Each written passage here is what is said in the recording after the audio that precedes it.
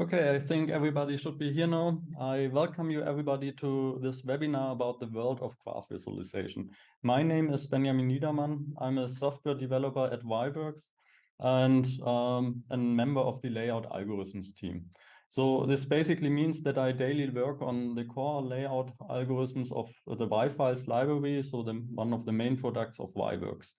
With layout algorithms, I mean algorithms that are responsible for placing nodes and also for routing the edges. And together with my colleagues, I daily work on improving them, integrating new features, but we also think about new visualization techniques that you can use to visualize your connected data. And besides that, I also do webinars showing how to use Y-Files and how to create graph visualizations. And I'm very happy today to welcome you to this new series of webinars about the art of graph visualization. In this series, I would like to show you how to create not only nice looking graph visualizations, but also graph visualizations that are useful and meaningful. What do I mean with this? I will show you this with the following example. Here you can see a really large graph consisting of thousands of nodes and many of edges, and obviously it's a very nice looking graph. But the question is it also useful? So this graph is a typical example what you get if you have a lot of data and you just apply a layout algorithm on this, and then you get maybe a very nice layout. But the question is, can we also take some information from this graph visualization? And for this particular visualization, the problem is that there is no additional information. So we don't know anything about the nodes, we don't know anything about the edges, and also not about the underlying data. So, and in this series of webinars, I would like to explain what also you need to do to create graph visualizations that also have some kind of underlying meaning so that you can actually understand them. So this in particular includes aspects like the layout. So an important question is, which kind of layout should I use?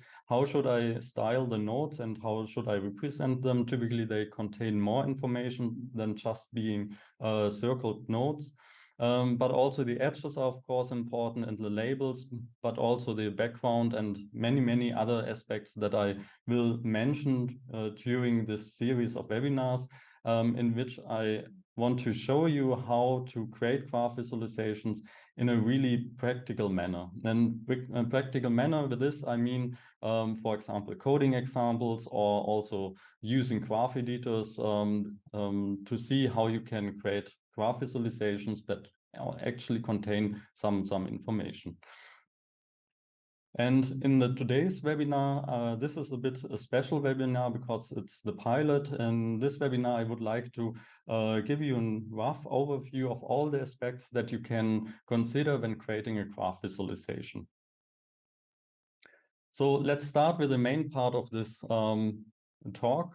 So the art of graph visualization and the world of graph visualizations. And in today's webinar, I would like to consider 5 different aspects of graph visualizations. There are also other aspects, but these are the main topics. And I will consider them starting with the problem setting and then going to the analysis and so on,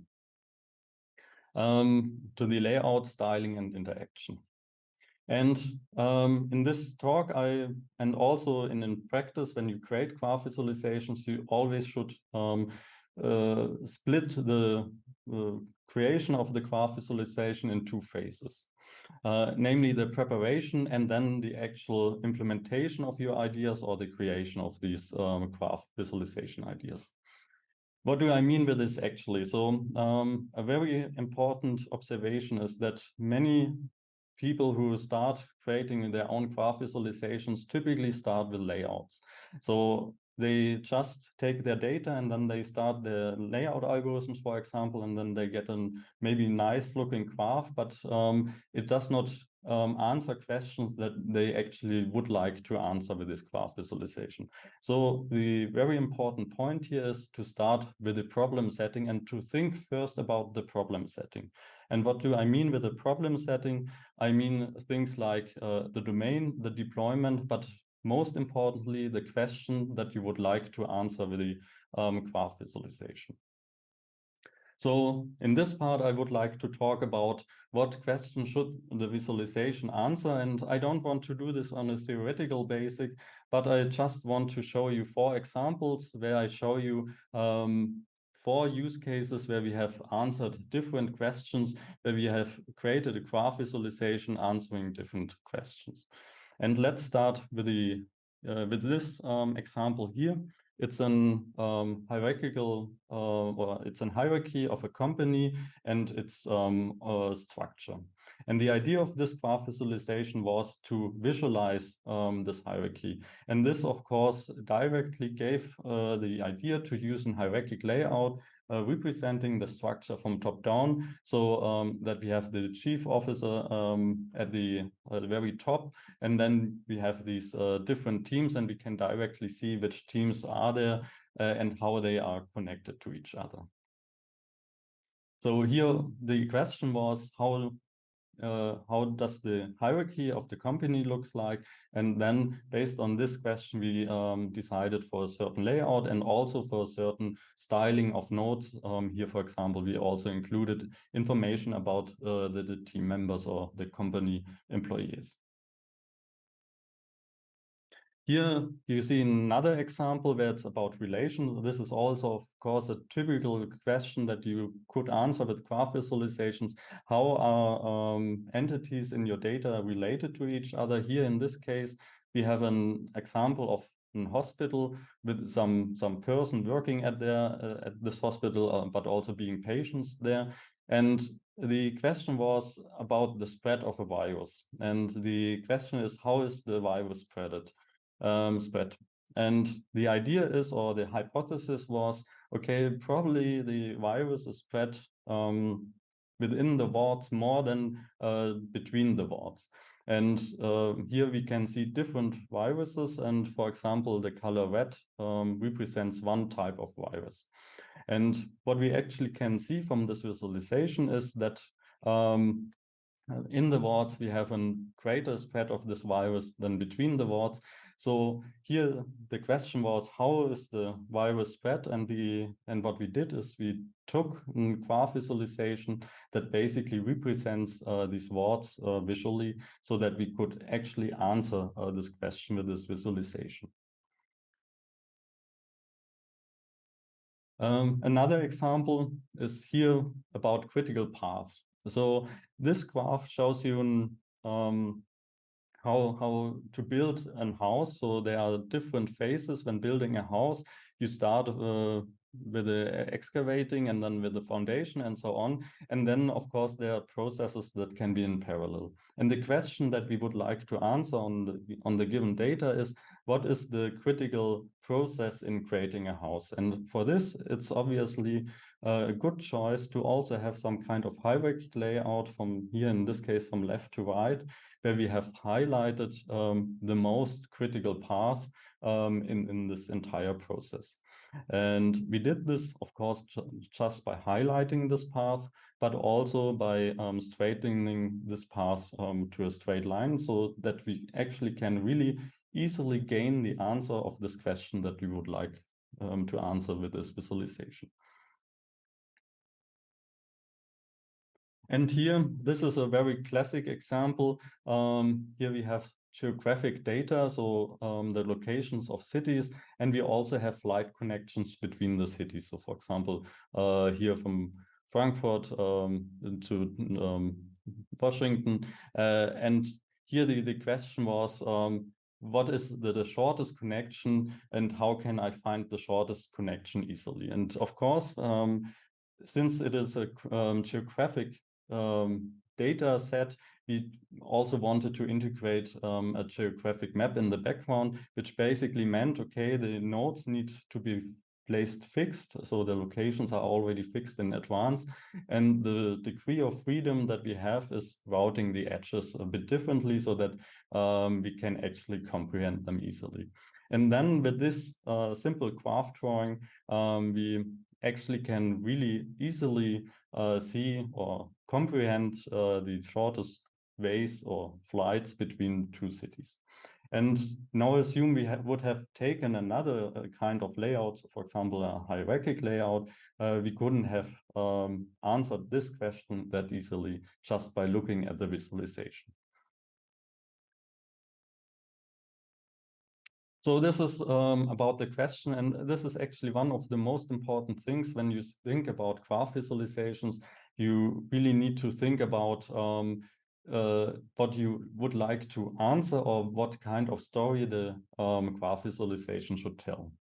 But you also need to think about the domain in which you would like to use the graph visualization, because this is typically what gives you requirements and restrictions. And typically, there are also some types of visualizations that are commonly used in the domains. So especially if if you create your very first graph visualization, then don't try to reinvent the wheel, but try to have a look what kind of visualizations are typically used in these domains, and because people typically also have thought about similar data and have already found maybe some good visualizations which are also known by other people. Also here, I would like to give you some examples. Let's have a look at cybersecurity. Here we have such typical data where we want to find components. So in cybersecurity, it's often important to know who has access to certain documents and how is this connected to each other. And hence, we would like to visualize components.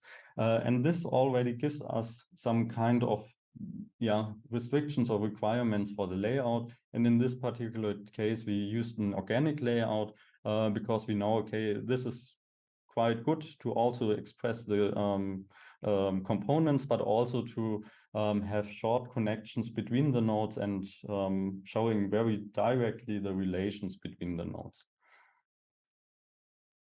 Another example comes from bioinformatics. Here, we have some chemical process described as a circle, and this is also very typical for bioinformatics or for chemistry, where you have these reaction circles. And here it's important that the graph visualization actually also shows these kind of symmetries. And here in this case, we really want to have the nodes on a circle. So for example, a hierarchical layout wouldn't have worked out, or also a simple organic layout wouldn't have worked out as well, because we couldn't have enforced the nodes on the circle. So again, this gives us some restrictions that we can derive from the domain. This is also a very typical and nice example from transportation and logistics, metro maps. Here you also have very strong restrictions for the placement of the nodes. So for example, if you look at the location of the stations in the southern part of the city, then it should be enforced that stations in the southern part of the city should also be placed in the bottom part of the graphic of the diagram, and stations that are located in the northern part of the city should also be placed in the top part of the graphic. So basically what we need to do is to sustain the relative positions of the nodes. And apart from that, a very typical assumption is that, requirement is that the edges of the nodes are restricted to certain directions. So namely to horizontal, vertical directions and diagonal directions, in order to simplify and schematize the drawing. And this is a very common technique that you can find in any cities when looking at the metro map at the metro maps. And finally, I would like to have a look at this example. Here we have an example from software development. So anyone who has worked in software development directly recognizes this kind of diagram. This is an UML diagram showing classes and the modeling of some classes. So here we really have some kind of notion that is specified, though there are some international organizations that actually work out such specifications and for visualizations. And here we really need to stick to these requirements and restrictions of the specification in order to have a common basis. And this is about the domain. So when you already know what you would like to answer and what kind of domain you are looking at, then it's also important to think about the deployment of the graph visualization. And with the deployment, I mean the question, in which context is the visualization used? And here I just want to consider three possibilities of deployment, but there are many more. So for example, planning and documentation, data analysis, and illustration. But of course, you could also think about the technical deployment, so whether it's deployed in an app or whether you just want to print it, so whether it's a dynamic graph visualization or static visualization. Here, this is a typical example of business process models. Again, similar to the class diagram showing or specified by the UML standard. Also, you have here some standard that you need to enforce and present so that everybody who knows this kind of diagrams can actually understand this. So, for example, here the shape, this diamond shape typically represents a decision, and then we have these kind of processes, and then we also have some lanes dividing these processes or states into phases. And this is also what you need to take into account when, for example, thinking about the layout. So not every layout or not every layout algorithm is suitable to create such layouts. Or maybe completely different, you just want to use the graph visualization for data analysis, then maybe there are other restrictions and requirements that you would like to consider for your layouts.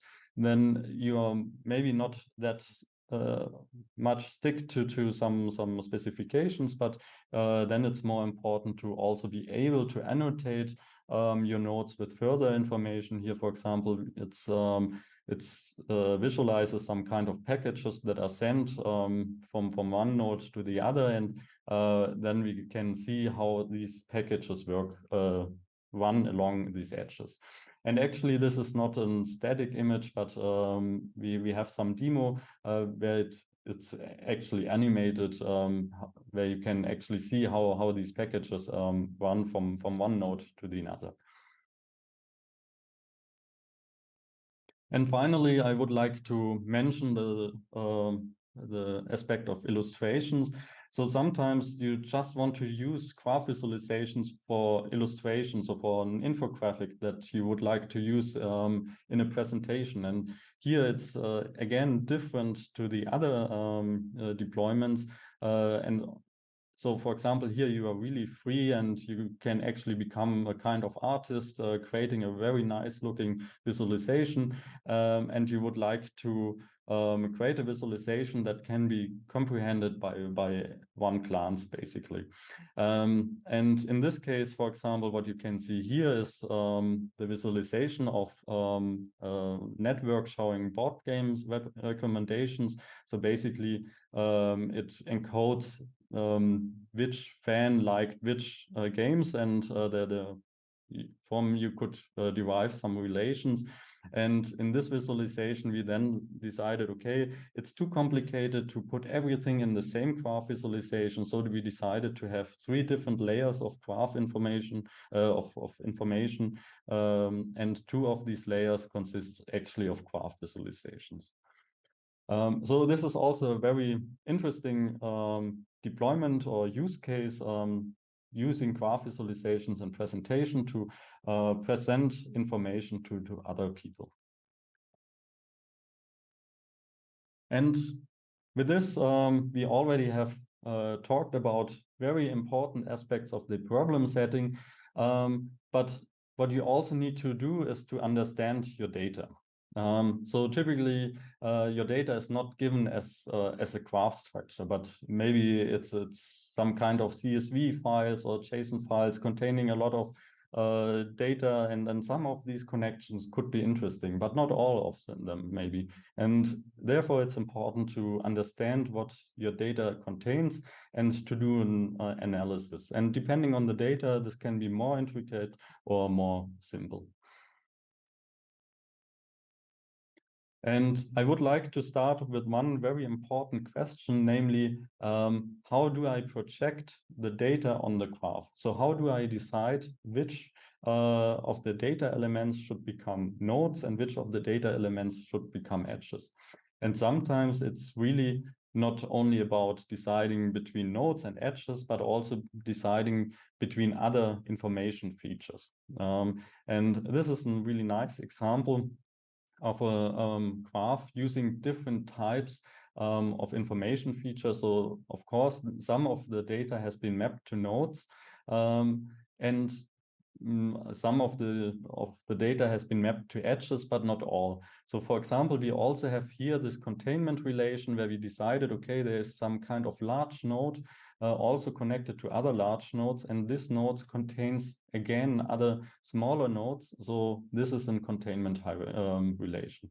And especially if you have hierarchic data, it's often worth about thinking about whether you can express this hierarchy by this containment property, where you say, okay, you have one large group node, and this group node contains smaller nodes.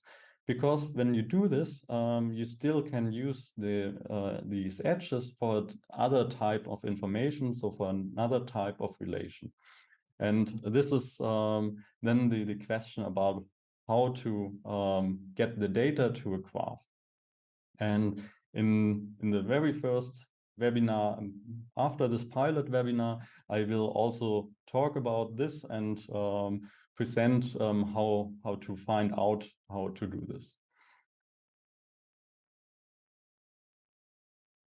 Sometimes it's even a bit more complicated. Then you maybe have some idea what edges could be, what nodes could be in the data, but it's still complicated because the data is large and you don't know much about the data. And in that case, it's worth to do some more intricate analysis. So for example, you could try to find out what are components, already assuming that you have an idea what nodes could be and edges could be. Sometimes it's also good to do some experiments on this and change the decision what a node could be and what an edge could be, and then to do this analysis. So for example, here the components. And depending on whether your data consists only of one large component or of multiple components, you may also use a different layout algorithm. And maybe you also want to visualize it differently in order to find an answer to the question that you would like to answer with a graph visualization. Another typical thing that you might want to find is are clusters. So basically groups of nodes that are densely connected. And here it's also important to know sometimes these clusters to find correspondences to the other type of information in the data. And finally, sometimes it's also interesting to know which of the nodes are central in the graph, especially if you are interested in important nodes in your graph data, then this could help to find out whether there are some of these nodes and which of these nodes are the most central nodes. These were only few possibilities how to analyze the data, and in one of the upcoming webinars I will also have a look at other criteria and other analysis measures that you can use to actually understand your data better.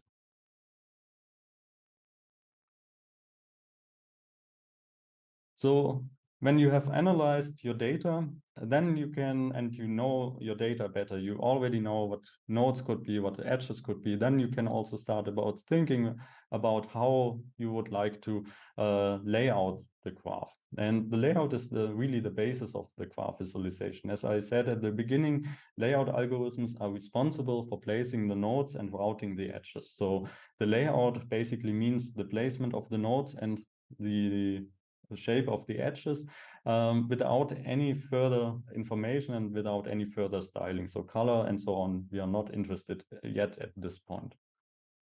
And the thing is that there are really, really many different layout types that you could use. Here, I only have shown a few of them, which are also supported by the Y-Files library, but typically there are many more layouts. Also, the Y-Files layout library supports many more of these layouts, and each of these layouts has some kind of characteristics which you can use to express information. So for example, here you have this hierarchical layout, which is of course very good to express hierarchies. But there are also other layouts, like here the circular layout, which may be also good to visualize clusters, as we have seen in one of the examples before. So here it's good to know about the characteristics of the layout algorithms. And so in this series of webinars, I will talk about especially how to find the right layout and also how to interpret the result of the analysis in order to decide which layout you should use. If you are interested more in how to configure the layout, so really you have one particular layout and you would like to configure it and use its feature, then I recommend you another webinar series, namely the series about graph layouts. This you can find on YouTube. And in this series, I present all or several of these layout algorithms, and there you can learn how to use them in practice. And yeah, maybe at this point, I could also mention that also this webinar and of course the entire series will be also published on YouTube so that you can also access it there. So when you have decided for the layout, this gives you already a structural view on the graph. But as you have seen in the introducing example, the structure itself is often not sufficient. Sometimes it is sufficient, sometimes you already know what the data is, and it has some, basically only the structure is counting. Then you can maybe just use the layout, but typically you have much more information in your data that you would like to visualize and integrate in your graph visualization. And with this, I come to the topic of styling. Here the question is how to integrate further information apart from the structural information encoded by the layout. And here you can distinguish between the typical graph elements like labels, edges, nodes, and groups, but also, of course, the context, so the background of the graph drawing and the context where you want to embed the graph visualization in. So let's have a look at the graph elements. Here, of course, the most importantly, you have nodes, groups, and edges.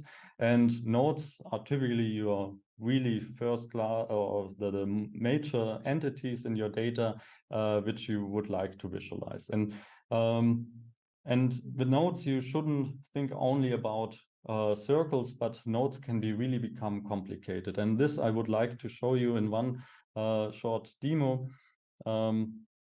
Which you can also find on the homepage of Y-Files of Y-Works. And here we present some styling of nodes, which are more complicated and actually can also interact with these nodes. So, for example, you can change the status of these nodes, and they are also colored. They have some icons. There is also a description and so on. And you can also change the date. So here you can really extend these nodes with a lot of information. And basically, you are really free in deciding what kind of information you would like to place into the nodes. Of course, here again, or here a short warning, you should not exaggerate on this. So you should not integrate too much information into your nodes, because one thing is they really become large, and then it's also becomes complicated to comprehend the entire graph visualization. So this is always the thing to find a good balance between the information that you would like to encode into your graph visualization and to keep it simple.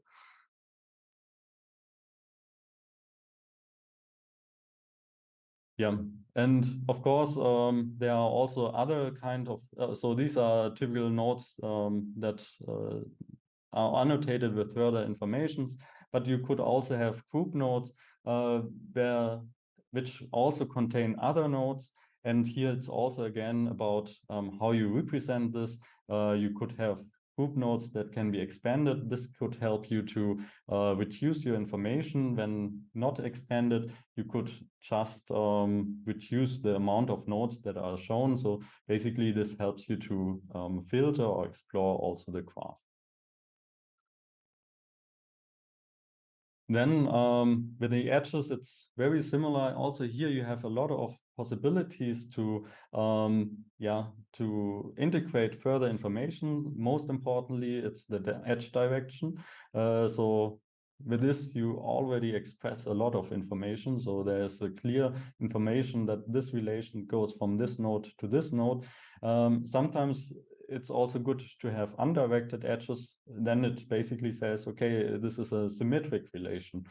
Apart from that, you could also consider the thickness of the edges, but also the colors of the edges in order to express further information. And then you also have the possibilities to annotate your nodes with labels in order to further integrate information. And again, here you need to be careful not to exaggerate on this, but only to use as many labels as necessary. Because otherwise the graph visualization becomes really easily cluttered, and then it's really difficult to comprehend the entire visualization. But with labels, you basically can really put in new information to the graph visualization, explaining, for example, the nodes, the edges, and also explaining the entire graph visualization with this. And for the styling, it's not only important to consider the graph elements, but typically your graph visualization is embedded in some kind of context. So for example, it's embedded in some kind of app where you have some navigation bars and so on. And of course, this should work together very well, also from a usability perspective. And here in this example, we have drawn a graph showing the Marvel Cinematic Universe and a timeline in the background. And we also have some kind of legend. And with the colors, we can easily further annotate the graph visualization with further information. And here, as you can see, is that the context and the graph visualization blend, or the graph visualization blends in with the context very well. So this is also important that you find a good balance between how to design the background without putting too much information into the background, so that the graph visualization is still easily comprehensible.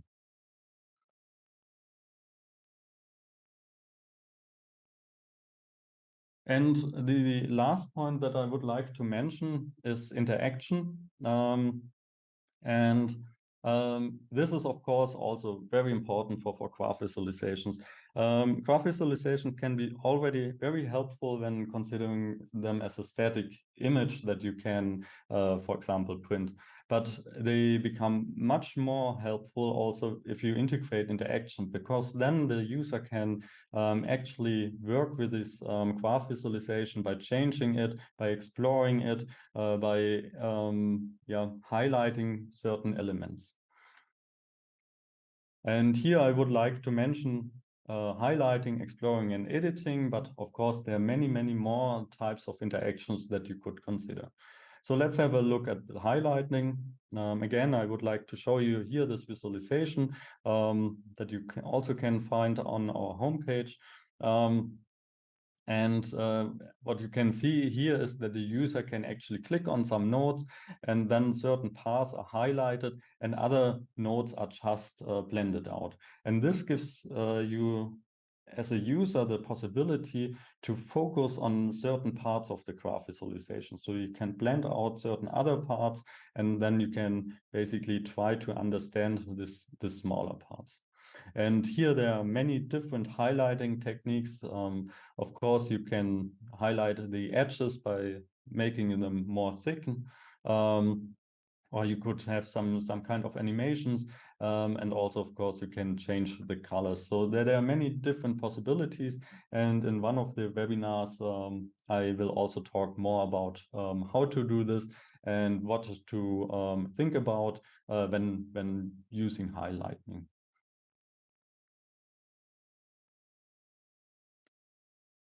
The next example is exploring data. Here again, typically you have a lot of data and maybe a really large graph, and this can be really overwhelming. And there are different types of handling this. And here I would like to show you a type of where you can explore the graph using filtering techniques. Here it's a very special type of techniques that we use here. Here we have some kind of lens that you can hover over the graph, and then the lens or the nodes in the lens are annotated with further information. And the idea is that you can, with this lens, you can basically find an interesting part of the graph. You could also use, for example, images instead of labels, because they can be understood much faster. And then when I drop the lens, then I get even more information. And what I then can do is I can expand the graph and decide to explore the graph here. So this is a typical idea where we start with a small graph and then we extend this graph so that the user only sees what he really wants to see.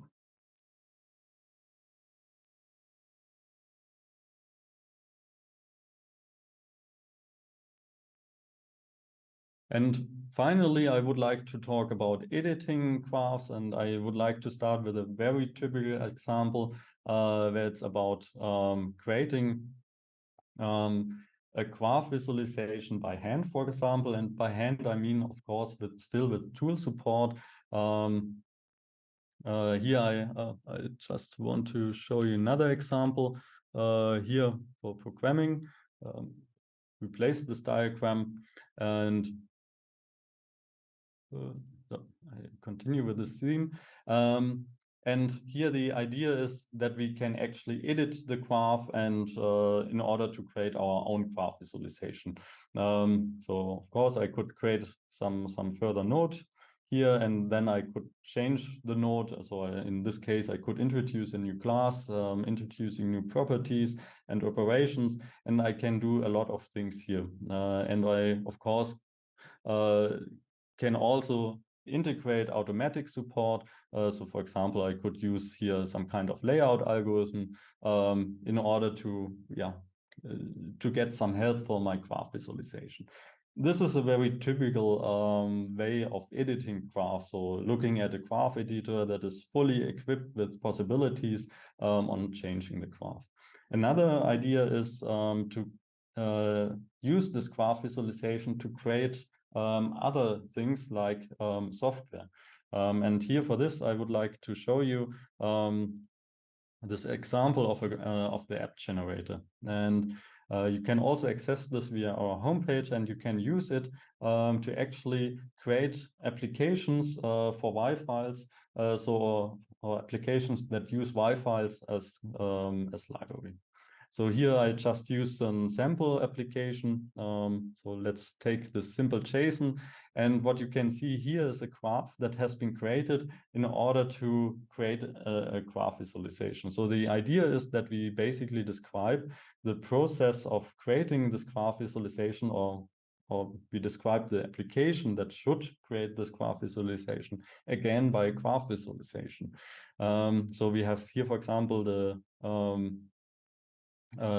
nodes that describe the label configuration, and then we have some node creator, and then we also have some data that is passed as a JSON file and then projected on nodes and edges. And the idea is that basically as a user, I can start editing this graph and customizing this graph. So for example, I could introduce new projections, or I could also introduce a CSV parser, and then I could connect this text to the CSV parser and so on. So this gives the user a very nice possibility to actually achieve another goal using graph visualizations by editing these.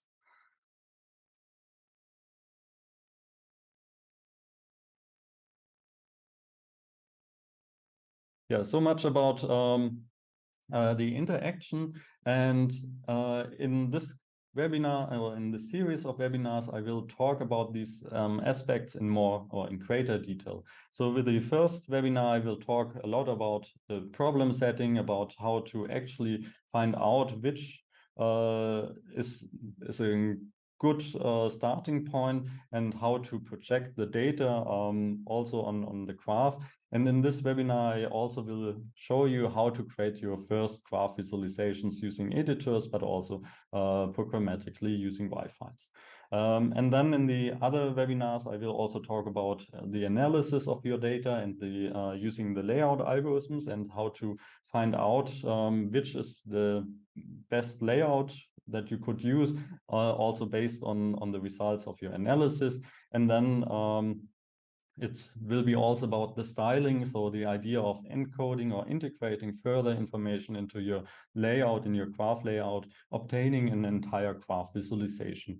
And then there will be also a part about the interaction, where I show how to integrate interactions into graph visualizations.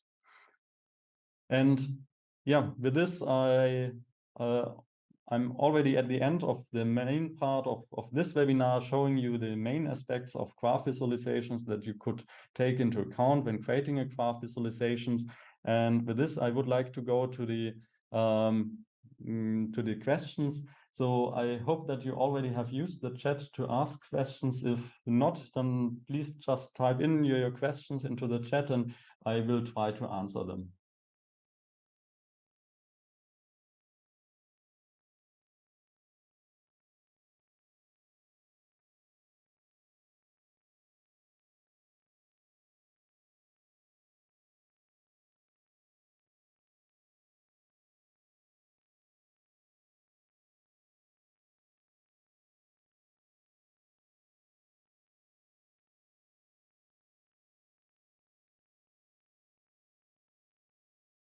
So the first question is, did you say that at the end you will show how we can create these graphs?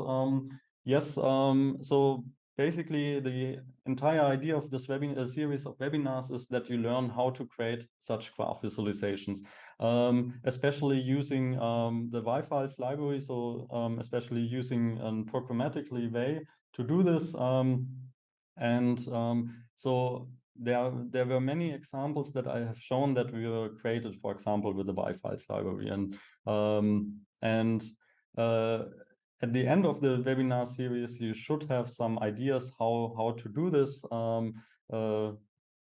by your own, and also yeah, how not only what kind of aspects you need to take into account, but also how to do this in practice.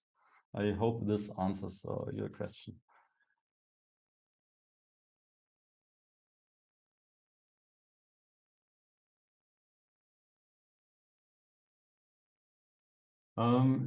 The next question, is it possible to combine two types of graph in YWorks or in YAD? So yeah, YAD is the graph editor that is offered by YWorks. You can use it freely. And basically what you can do is, of course, you can load in different graphs, and you can also, for example, load one graph and load another graph, and then you have both graphs in the same diagram.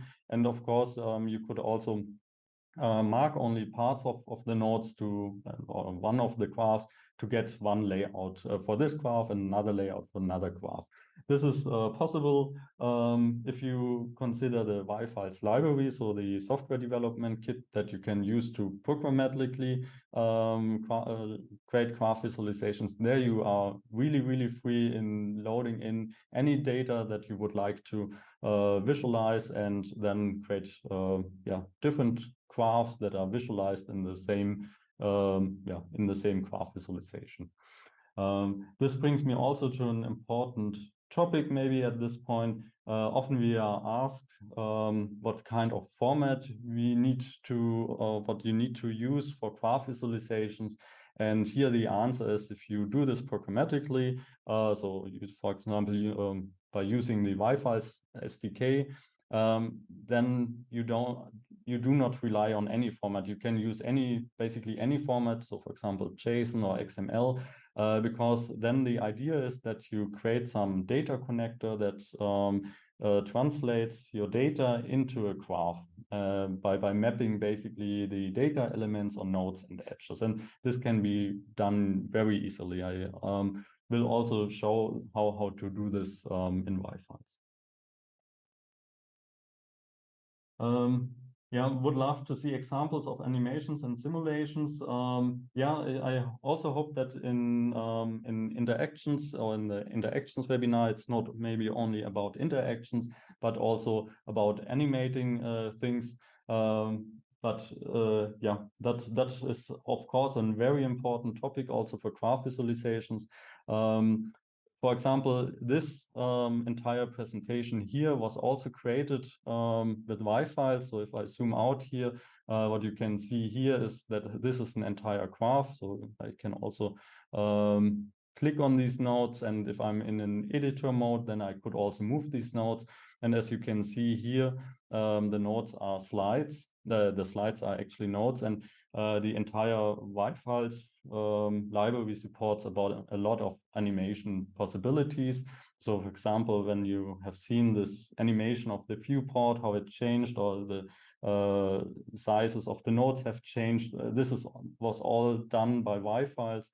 And this is a very nice way to also create a graph incrementally, or the graph visualization incrementally. And I hope that I will, I'm planning also to present this, how to do animations in Wi-Fi's in this webinar. Yeah.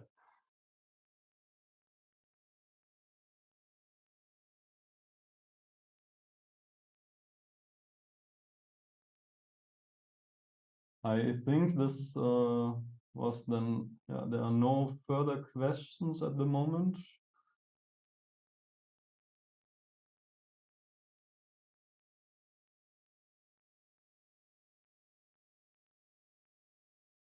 Okay, there's some question about combining Viworks or Wi-Fi's, so the framework of Viworks, with AI. And yes, that's a thing that we are currently looking at. So we have already have done some experiments on integrating ChatGPT, for example, into our products in order to make it possible that you can edit graphs using also AI. Maybe I can show this very shortly. I just click here on the Viad editor, and as you can see here, for example, you have already the possibility to create a graph with ChatGPT. A mind map on, let's say, graph visualizations.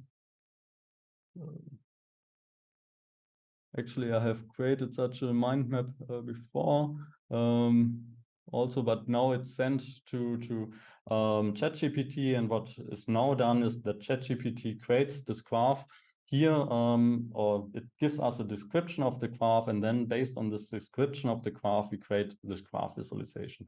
And we also have integrated further possibilities. So for example, here you can say, okay, make all nodes blue. And now what you can see here is that all nodes become blue. And this is again sent to ChatGPT, and then we can interpret the result in order to make the graph or change the graph. So this is, if you want to try out this, then just go to the Wired Live page, and then you can use it on your own. Yep. Just need to go back to the slides. Are there further?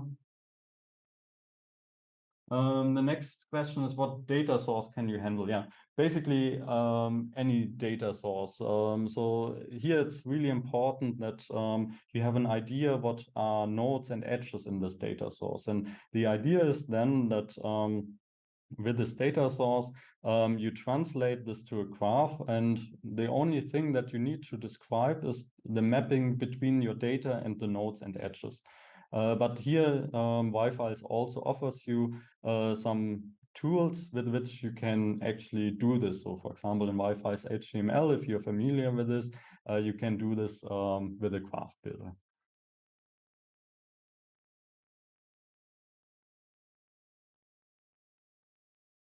Are there also three-dimensional graphs? Yes, you can also, of course, visualize your graph in 3 dimensions. Most of the layouts that we consider here are about 2 dimensions because it's much more convenient, also from my perspective, to use 2-dimensional graph visualizations. It's more, yeah, it's often easier to understand these kind of graph visualizations, but especially thinking about virtual reality. And you can also, of course, think about navigating in 3-dimensional graphs and going through these graphs. Yeah.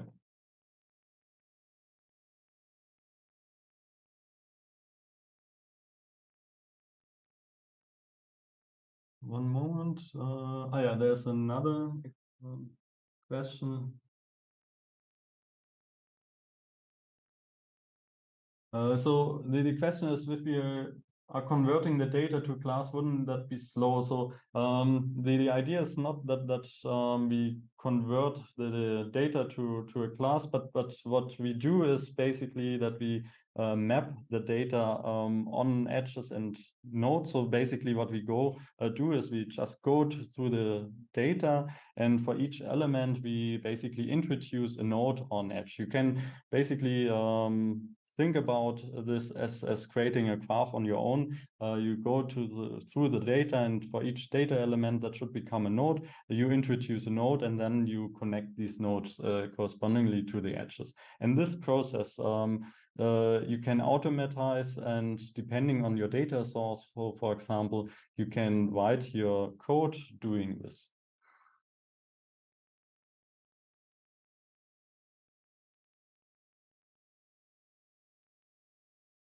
I hope this answered your questions. So it seems that there are no further questions, right? No. Okay, I think then all questions are answered. And with this, I would like to wrap up this webinar. And I thank you for your attention. And with this, I wish you happy diagramming.